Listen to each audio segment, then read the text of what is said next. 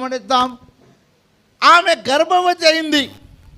గర్భవతి అయి ప్రభు కృపచేత గర్భవతి అయి ఆమె ముందుకు సాగిపోతుంది. ఆమెకు అవమానాలు రాలేదంటారా? అవమానాలు రాలేదా? ప్రపంచమంతా హ్యాపీ క్రిస్మస్ అని ఆ టోపీలు పెట్టుకొని క్యారల్ పార్టీలు తిరుగుతూ సంతోషంగా జీవిస్తూ ఉంటారు. నిజమే, సంతోషంగా జీవించడానికి దేవుడు కృప చూపించాడు, బాగానే ఉంది. కానీ ఆ సంతోషం వెనకాల ఇద్దరు ప్రభు కొరకు అవమానపరచబడ్డ వాళ్ళు ఉన్నారు. వారు మరియ, యోసేపు.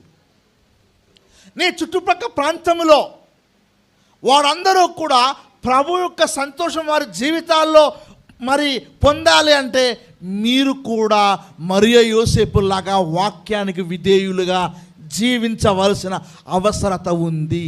Praise the Lord. అయితే చూడండి, ఇంతకుముందు సార్ గారు చెప్పారు, లూకాసు వార్త 1:38 మరియ ఒక మాట అంటే చదవండి ఒకసారి.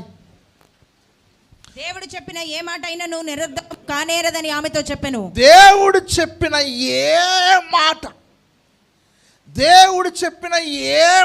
అయినను నిరర్ధకము కానేరదని కానేరదు.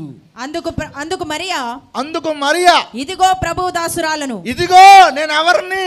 ప్రభు దాసురాలను. నేను యోసేపు ఒక భార్యను అంటలేదు, నేను ప్రభు దాసురాలను.